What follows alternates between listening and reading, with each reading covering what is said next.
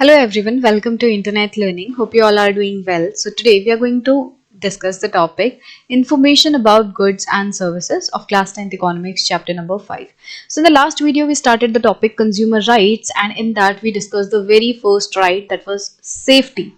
That everyone has the right to safety. It is the producer's responsibility to manufacture the products which are of good quality. At the same time, it is government's responsibility to ensure whether the uh, producers, manufacturers are following all the rules and regulations properly or not.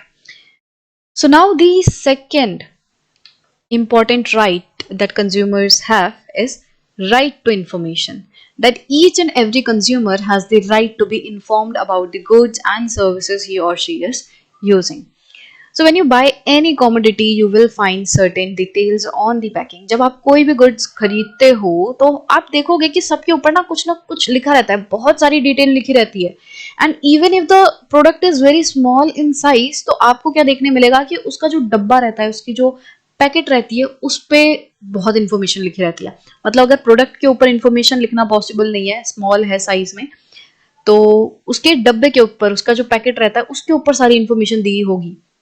And डिब्बे के ऊपर लिखा होगा कि see the package.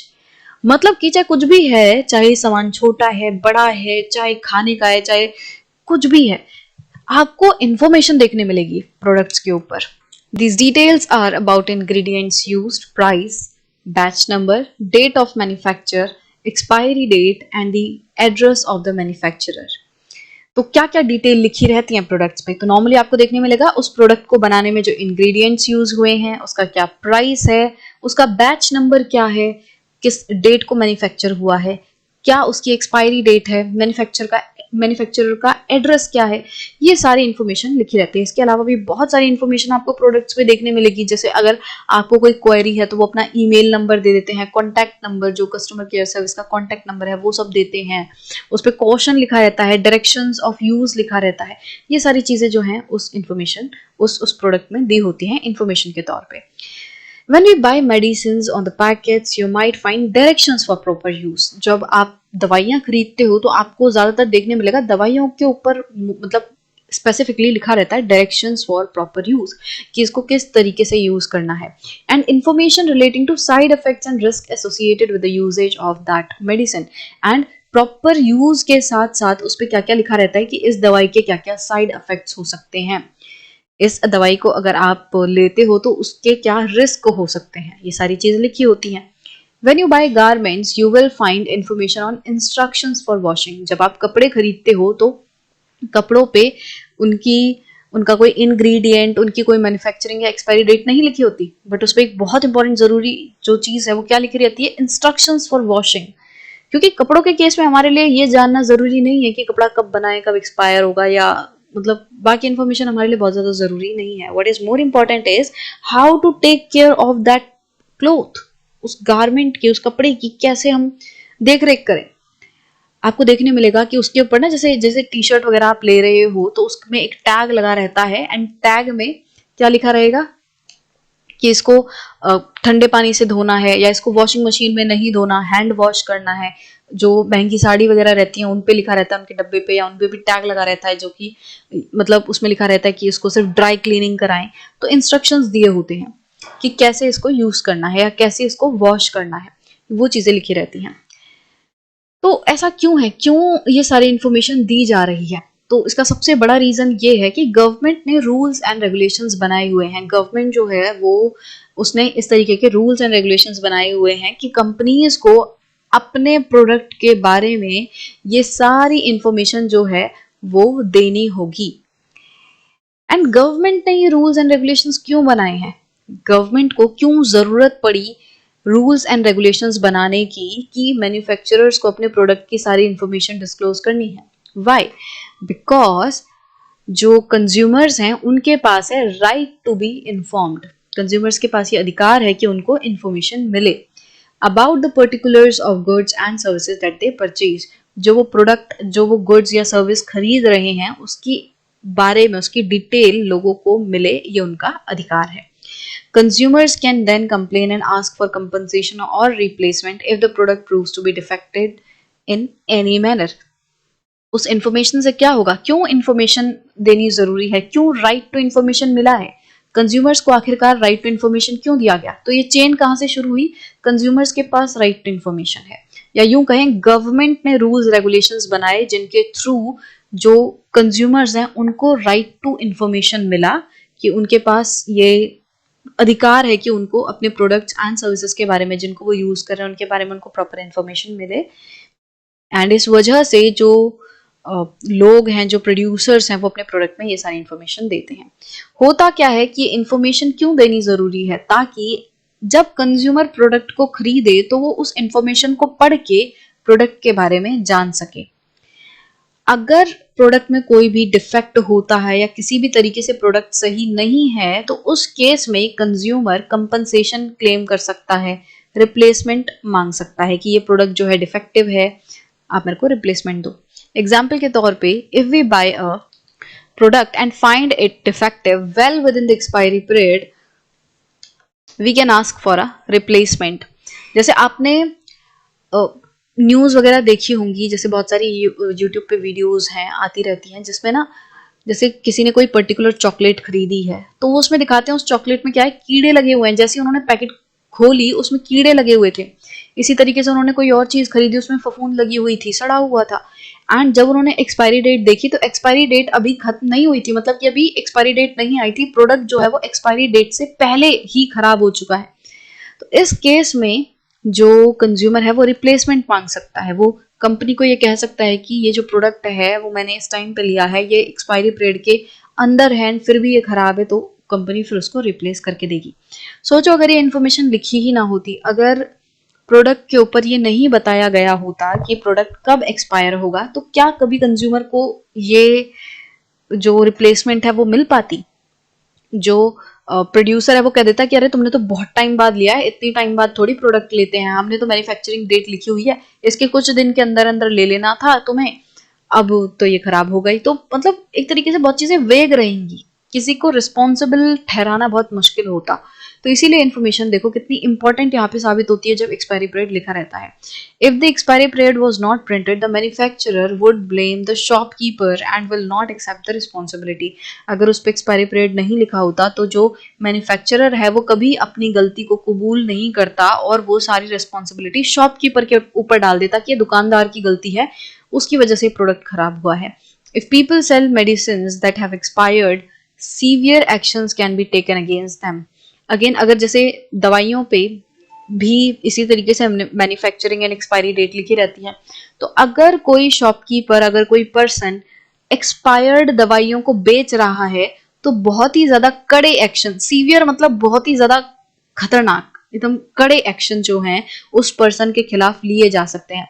क्योंकि medicine जो है मतलब पूरे केमिकल्स रहते हैं, वो ड्रग्स रहते हैं, अगर उसमें लिखा है कि ये प्रोडक्ट एक्सपायर हो जाएगा इतने टाइम बाद, तो मतलब उस प्रोडक्ट के जो केमिकल कंपोजिशन है या उसमें कुछ ऐसा चेंज आने वाला है कि अगर एक्सपायरी के बाद आप उस प्रोडक्ट को लोगे तो वो आपको नुकसान पहुंचा सकता है। तो एक्सपायर्ड दवाई बेचना जो है वो सीधा सीधा लोगों की जान के साथ खिलवाड़ करना है। तो ऐसे में अगर किसी पर्सन को पाया जाता है कि वो एक्सपायर्ड डेट का प्रोडक्ट बेच रहा है, एक्सपायर्ड डेट के दवाइयां बेच रहा है, तो उसके खिलाफ कड़ा एक्शन लिया जा सकता है। Similarly, one can protest and complain if someone sells a good at more than printed price on the packet. देखो जो प्रोडक्ट है उसके ऊपर और क्या लिखा रहता है, प्राइस लिखा रहता है। और प्राइस कैसे लिखा रहता है, प्राइस के आगे लिखा रहता है MRP एंड उसके बाद उसका प्राइस लिखा रहता है कि कितना प्राइस है उसका। तो MRP क्या है, MRP होता है मैक्सिमम रिटेल प्राइस। कि रिटेल करना मतलब जब अल्टीमेट कंज्यूमर को सामान बेचा जाता है उसको हम रिटेल कहते हैं। रिटेल शॉप्स जो हमारी दुकानें हैं जिनसे हम सामान खरीदते हैं वो रिटेल शॉप्स हैं। तो आप अल्टीमेट कंज्यूमर को इस रेट से ज्यादा पे नहीं बेच सकते। इसका मतलब अगर कोई दुकानदार आपको MRP से ज्यादा प्राइस पे सामान बेचता है तो आप उसकी कंप्लेन कर सकते हो। इनफैक्ट कंज्यूमर्स जो हैं वो बार्गेन कर सकते हैं सेलर के साथ कि वो MRP से कम बेचे। मतलब अगर कोई पर्सन, मतलब मान लो MRP लिखी है 10 रुपए, तो ऐसा नहीं है कि जो प्रोडक्ट है वो 10 का ही बेचा जाएगा। कंडीशन क्या है कि इससे ज्यादा प्राइस पे नहीं बेचोगे। ये नहीं बोला कि इससे कम पे नहीं बेच सकते, कम पे बेचा जा सकता है, ज्यादा पे नहीं बेचा जा सकता। तो आप एज कंज्यूमर्स क्या कर सकते हो, आप दुकानदार से मोल भाव कर सकते हो कि नहीं 10 से कम लगाओ, इसका 8 रुपए लगाओ, 7 रुपए लगाओ, आप बार्गेन कर सकते हो। ठीक है, जैसे मम्मियां जो है जब कपड़े वगैरह खरीदने जाती हैं तो वो क्या करती हैं, वो बार्गेन करती हैं, इसीलिए करते हैं कि उनका अधिकार है, क्योंकि लिमिट जो है मैक्सिमम प्राइस पे है, मिनिमम प्राइस की ऐसे मतलब लिमिट जो है नहीं है, एंड एक प्रॉपर मार्जिन रहता है जिसके बीच में बार्गेनिंग की जा सकती है। ठीक है, ऐसा भी नहीं कि जो प्रोड्यूसर है वो लॉस तो नहीं झेलेगा ना, अपनी कॉस्ट से नीचे तो वो प्राइस नहीं रखेगा। तो मतलब जो एमआरपी है वो क्या हेल्प करती है, जब आपको पता है कि अच्छा ये प्रोडक्ट लास्ट इतने प्राइस पे बेचा जा सकता है, लिखा 10 रुपए है एंड आपको जो दुकानदार है वो कितने पे दे रहा है, 15 रुपए पे, तो ये सरासर गलत है। एंड आप बोल सकते हो दुकानदार को कि आप इसको सिर्फ और सिर्फ 10 रुपए पे बेच सकते हो एंड मैं 10 रुपए ही दूंगी, इसके इससे 1 रुपया भी ज्यादा मैं नहीं दूंगी, आप ऐसा बोल सकते हो। ठीक है, एंड अगर आप चाहो, अगर आपकी बात बन रही है तो उससे 10 रुपए से भी नीचे आप जा सकते हो। ठीक है, in recent times the right to information has been expanded to cover various services provided by the government। अभी क्या है, जो राइट टू इन्फॉर्मेशन है वो सिर्फ प्रोडक्ट तक ही सीमित नहीं है, जो राइट टू इन्फॉर्मेशन है वो गवर्नमेंट की भी काफी सारी सर्विसेज तक एक्सपेंड कर दिया है। मतलब कि देखो, अभी तक हमने क्या पढ़ा कि कंज्यूमर्स का अधिकार है कि उनको जो प्रोडक्ट्स एंड सर्विसेज वो यूज कर रहे हैं उनके बारे में सारी इंफॉर्मेशन मिले। अब क्या है कि जो गवर्नमेंट सर्विस दे रही है उनके लिए भी लोगों का अधिकार है कि उनको गवर्नमेंट सर्विसेज से रिलेटेड सारी इंफॉर्मेशन मिले। मतलब कि गवर्नमेंट क्या काम कर रही है, कैसे काम कर रही है, इस चीज के बारे में जानने की पूरा पूरा अधिकार मेरा है। तो क्या बोला जा रहा है, in recent time right to information, ये जो इंफॉर्मेशन पाने का अधिकार है इसको गवर्नमेंट सर्विसेज तक एक्सपेंड कर दिया है। मतलब कि अब गवर्नमेंट सर्विसेज जो है, मतलब गवर्नमेंट जो काम कर रही है उसके बारे में भी जानकारी प्राप्त करना हमारा अधिकार है। गवर्नमेंट ये नहीं कह सकती कि नहीं मैं तुम्हें ये इंफॉर्मेशन नहीं दूंगी। मतलब देखो, कुछ जो एक्सेप्शंस हैं वो हैं, कि ऐसा नहीं है कि गवर्नमेंट आपको हर एक चीज के बारे में इंफॉर्मेशन देगी, नहीं। जैसे कुछ कुछ चीजें हैं नेशनल सिक्योरिटी से रिलेटेड, आप जाके गवर्नमेंट को बोलो कि गवर्नमेंट तुम किस देश पे हमला करने का वो कर रहे हो या किस देश से बदला लेने का तैयारी कर रहे हो, मतलब क्या आपकी नीतियां हैं चाइना के खिलाफ के साथ, या पाकिस्तान से डील करने की आपकी क्या नीतियां हैं, कुछ स्टेप्स आप ले रहे हो, आप इन सारी चीजों के बारे में इंफॉर्मेशन नहीं मांगोगे, ये नेशनल सिक्योरिटी की बातें हैं। तो इसी तरीके से कुछ चीजों को छोड़कर आप मैक्सिमम चीजों से रिलेटेड गवर्नमेंट से इंफॉर्मेशन ले सकते हो। सो इन अक्टूबर 2005 government of India enacted a law. तो अक्टूबर 2005 में गवर्नमेंट ऑफ इंडिया ने एक लॉ इनेक्ट किया जिसको पॉपुलरली क्या बोला जाता है, आरटीआई। फुल फॉर्म क्या है इसकी, right to information act, which ensures its citizens all the information about functions of government departments, जो कि सिटीजन्स को ये अधिकार देता है कि वो गवर्नमेंट के डिपार्टमेंट्स की फंक्शनिंग के बारे में सारी इंफॉर्मेशन ले सकते हैं, कि गवर्नमेंट के डिपार्टमेंट्स कैसे काम कर रहे हैं, क्या काम कर रहे हैं, तो वो सारी इंफॉर्मेशन ले सकते हैं। आप और हम भी क्या कर सकते हैं, किसी भी डिपार्टमेंट में जो गवर्नमेंट का डिपार्टमेंट है उसके बारे में इंफॉर्मेशन निकाल सकते हैं। मतलब हम आरटीआई फाइल कर सकते हैं कि मेरा ये राइट टू इन्फॉर्मेशन है, मुझे इस बारे में जानना है, एंड फिर वो लोग आपके राइट टू इन्फॉर्मेशन का रिप्लाई करेंगे, फिर वो आपको जवाब देंगे, आपको इन्फॉर्मेशन देंगे। बहुत सारी ऐसी चीज हैं, बहुत सारी ऐसी बातें हैं जो कि राइट टू इन्फॉर्मेशन की वजह से बाहर आई। जैसे कुछ कुछ जो बातें हैं जो लोगों को गवर्नमेंट के डिपार्टमेंट्स के ऊपर डाउट था या कुछ सवाल थे वो लोगों ने डाले डिपार्टमेंट्स को, एंड जब वो बातें बाहर आई तो वो शॉकिंग थी। जब गवर्नमेंट ने उस पर आंसर दिया तो मतलब वो काफी सारी चीजें बाहर निकालती हैं। तो आरटीआई जो है वो बहुत ही ज्यादा अच्छा है ट्रांसपेरेंसी के लिए, कि गवर्नमेंट किस तरीके से काम कर रही है, कैसे काम कर रही है, वो सारी चीजें जो हैं वो मतलब गवर्नमेंट के फंक्शनिंग को ट्रांसपेरेंट बनाने में हेल्प कर रहा है राइट टू इंफॉर्मेशन एक्ट। तो यहाँ पे इन्होंने नीचे भी एक एग्जाम्पल दिया हुआ है। सो इससे पहले अगर मैं आपको एक फेमस रियल लाइफ एग्जाम्पल दूं जिसमें कि आरटीआई एक्ट का यूज करके स्कैम वगैरह बाहर आए, तो एक आदर्श हाउसिंग सोसाइटी स्कैम हुआ। उसमें क्या हुआ कि उसमें ये जो आदर्श हाउसिंग सोसाइटी है वो ओरिजिनली प्लान की गई थी कि इसमें एक मतलब 6 स्टोरी बिल्डिंग जो है वो बनाई जाएगी, जो कि 1999 के कारगिल वॉर जो मार्टियर्स थे उनकी वाइफ्स, उनके फैमिलीज के लिए ये जो सोसाइटी है वो बनाई जा रही थी। मतलब आदर्श हाउसिंग सोसाइटी जो है वो 1999 के कारगिल विडोज के लिए बनाई जा रही थी एंड इसकी लिमिट कितनी थी, 6 स्टोरी बिल्डिंग जो है वो बनेगी।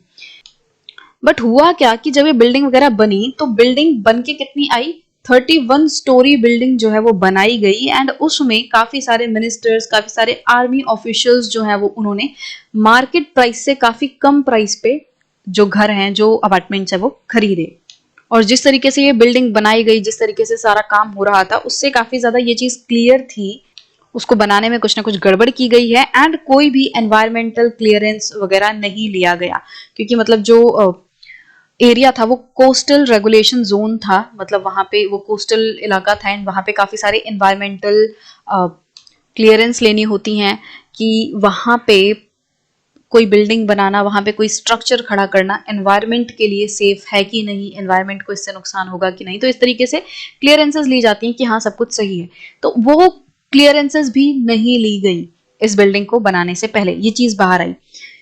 तो हुआ क्या कि जो सिमरत सिंह एंड योगाचार्य हैं उन्होंने आरटीआई डाला, इन लोगों ने इस चीज के बारे में आरटीआई डाला कि ये हुआ क्या है, जो बिल्डिंग है कैसे बनाई, ये तो 6 स्टोरी ओरिजिनली प्लान हुई थी, तो फिर ये 31 स्टोरी बिल्डिंग कैसे बन गई। तो ये सारी चीजों के बारे में मतलब उन्होंने इन्फॉर्मेशन मंगाई एंड जब इन्फॉर्मेशन आई, क्योंकि जब आरटीआई डाला जाता है तो उनकी जिम्मेदारी है, जो गवर्नमेंट ऑफिशियल्स हैं, गवर्नमेंट है उसकी जिम्मेदारी है कि वो आरटीआई का रिप्लाई करे। ऐसा नहीं है कि आपने आरटीआई डाली और गवर्नमेंट भूल जाएगी, नहीं नहीं, उसको जवाब देना होगा। अगर वो जवाब नहीं देगी तो फिर मतलब अगर वो स्टिपुलेटेड टाइम में जवाब नहीं देती तो फिर आप आगे और कोर्ट में जा सकते हो कि मेरे क्वेरी का जवाब नहीं आया। तो गवर्नमेंट जो है उसे रिप्लाई करना होता है। तो जब गवर्नमेंट इस चीज का आंसर देती है, ये जो आदर्श हाउसिंग सोसाइटी है इसके बारे में जो आरटीआई डाली गई, जब इस पे रिप्लाई आया गवर्नमेंट का, तो मतलब काफी बड़ा स्कैम बाहर आया कि कुछ भी रूल्स रेगुलेशंस फॉलो नहीं किए गए। बहुत सारे आर्मी ऑफिसर्स या फिर जो मिनिस्टर्स हैं, यूनियन मिनिस्टर्स हैं, उनके नाम सामने आए, डिप्लोमेट्स के नाम सामने आए कि किस तरीके से उन्होंने इस पूरे सोसाइटी को बनाने में घपला किया है एंड जो ओरिजिनली विडोज के लिए सोसाइटी बनाई जा रही थी उनको अल्टीमेटली कोई ज्यादा फायदा नहीं पहुंचा और करप्शन बहुत ज्यादा हो रहा था। तो ये चीज बाद में बाहर आई, जब आरटीआई डाली गई तब जाके ये स्कैम जो है बाहर आया। इसी तरीके से काफी सारे स्कैम है, जैसे 2G स्कैम है, इसके बारे में आप सर्च कर सकते हो। 2G स्कैम है, 2010 का कॉमनवेल्थ गेम्स है, उसमें भी काफी बड़ा स्कैम हुआ था। तो ये सारी चीजें, इनके बारे में, ये जो स्कैम है ये बाहर कैसे आए, जब इनके बारे में इंफॉर्मेशन मांगी गई कि आपने किया कैसे, ये क्यों किया, उसके बारे में मतलब बहुत सारी चीजें फिर बाहर आती हैं। तो आप इनके बारे में जो यूट्यूब है उस पर जाके सर्च कर सकते हो। जैसे मैंने बताया 2G स्कैम के बारे में कि आरटीआई से 2G स्कैम कैसे आया बाहर। कॉमनवेल्थ गेम्स 2010 का जो कॉमनवेल्थ गेम है उसके बारे में आप जान सकते हो। तो ये चीज़ आप खुद एक बार सर्च कर सकते हो अगर आपको इंटरेस्टिंग लगे। तो बेसिकली ये जो आरटीआई है वो बहुत हेल्पफुल प्रूफ है, होता है, ट्रांसपेरेंसी इंश्योर करता है। अब इन्होंने भी एक एग्जाम्पल दिया हुआ है, उसको डिस्कस कर लेते हैं। अमृता जो है वो एक इंजीनियरिंग ग्रेजुएट हैं एंड उन्होंने क्या किया, अपनी पूरी जितने भी उनके सर्टिफिकेट्स थे वो सब उन्होंने सबमिट कर दिए थे। उन्होंने एक इंटरव्यू जो है वो भी दे दिया था गवर्नमेंट डिपार्टमेंट के लिए, मतलब उनको गवर्नमेंट जॉब लेनी थी, उसके लिए उन्होंने इंटरव्यू दे दिया और सारे डॉक्यूमेंट्स जो है वो जमा करा दिए। बट फिर भी उन्हें रिजल्ट की कोई न्यूज नहीं मिली। मतलब जब आप इंटरव्यू दे देते हो आप एक्सपेक्ट करते हो कि रिजल्ट आ जाए, भाई हमारा हुआ नहीं हुआ पता चल जाए। तो काफी टाइम तक जब रिजल्ट नहीं आया तो अमृता ने क्या किया, उन्होंने आरटीआई एक्ट का इस्तेमाल करते हुए एक एप्लीकेशन डाली ये जानने के लिए कि क्यों जो रिजल्ट है वो अभी तक नहीं आया है रीजनेबल टाइम में। क्योंकि अगर रिजल्ट आ रहा है तो भाई जल्दी आ जाए, नहीं आया तो रीजन क्या है, क्यों नहीं आया, क्योंकि वो एक जॉब के भरोसे बैठे हैं, उन्हें अपना फ्यूचर प्लान करना है। तो अगर यहाँ पे नहीं होगा तो वो फिर किसी और एग्जाम की तैयारी करेंगे, किसी और गवर्नमेंट जॉब में वो जाके कोशिश करेंगी। तो इसीलिए उन्होंने बोला कि भाई बता दो क्या है। तो उन्होंने आरटीआई एक्ट का इस्तेमाल करते हुए एप्लीकेशन डाली। She was not only informed about the reasons for delay in the declaration of results but also got her call letter for appointment as she performed well in the interview। तो जब उन्होंने RTI act के तहत ये application डाली, department से पूछा कि क्यों नहीं रिजल्ट आ रहा, तो उसके बाद उनकी एप्लीकेशन का रिप्लाई दिया गया, उनको इन्फॉर्मेशन दी गई कि क्यों डिले हुआ रिजल्ट को डिक्लेयर करने में। एंड उसके बाद रिजल्ट डिक्लेयर कर दिए गए एंड उसके साथ साथ उनको जो अपॉइंटमेंट लेटर है वो भी मिल गया, क्योंकि अमृता ने इंटरव्यू में काफी अच्छा परफॉर्म किया था, उनको वो जॉब मिल गई। तो मतलब अगर अमृता आरटीआई डालती ही नहीं तो पता नहीं कितने टाइम तक वो रिजल्ट को लटकाते रहते। उनके ऊपर एक प्रेशर पड़ा, उनको लगा कि हाँ कोई देखने वाला है, कोई पॉइंट आउट करने वाला है कि हम लेट कर रहे हैं, रिजल्ट क्यों नहीं आ रहा। तो जब अमृता ने ये स्टेप लिया तो उससे क्या हुआ, बाकी जो कैंडिडेट्स थे जो सब वेट कर रहे थे रिजल्ट का, उन सबको भी हेल्प हुई कि टाइम से रिजल्ट आ गया इस वजह से। एंड जिनका सिलेक्शन हुआ उनका अच्छा है, जिनका नहीं हो पाया तो वो आगे अपने फ्यूचर का प्लान कर सकते हैं इजीली। तो यहाँ पे क्या हो रहा है कि जो आरटीआई है वो किस लिए यूज किया जा रहा है, गवर्नमेंट से इंफॉर्मेशन लेने के लिए यूज किया जा रहा है। तो कंज्यूमर्स जो हैं उनको गुड्स एंड सर्विसेज के लिए इंफॉर्मेशन लेने का अधिकार है, इसके साथ साथ गवर्नमेंट जो सर्विस प्रोवाइड करा रही है, गवर्नमेंट जो काम कर रही है, उसके लिए भी हमें इंफॉर्मेशन लेने का पूरा पूरा अधिकार है। तो आई होप ये सेक्शन आपको अच्छे से क्लियर होगा।